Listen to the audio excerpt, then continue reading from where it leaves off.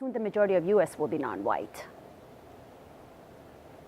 In fact, Hispanics, Asians, and multiracial children account for more than 3/4 of the youth growth in the last decade.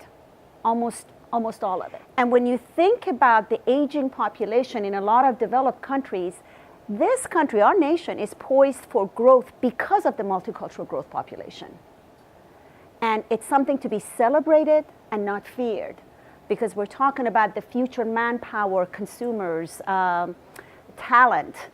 And if it weren't for the multicultural growth, we would be on a decline just like a lot of European countries. Ask yourself, how do we enlist this largest target audience that are not just billions in numbers, but they're entrepreneurial, industrious, educated, family-oriented, civic-minded?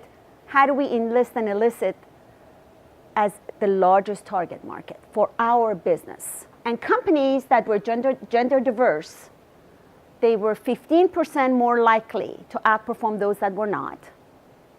And with ethnically diverse, multicultural, that number jumped up to 35%. 1 out of 3 of the Gen Y were born into an unwed single mother. The best archetype that describes Gen Y is hero. They do have a little bit of that hero kind of archetype mentality culturally, that they want change and they expect it to be meaningful.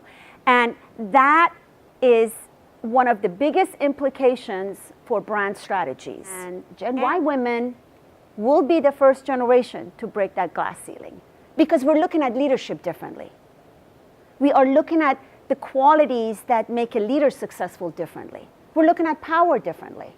We're no longer looking at hard power and soft power. We're looking at smart power. My best advice to you would be to pick the values that are important to the New World customers and align those with your brand values, and then do it obsessively in every channel with vertical integration. And the best thing as a brand that you can do is to leverage commonalities.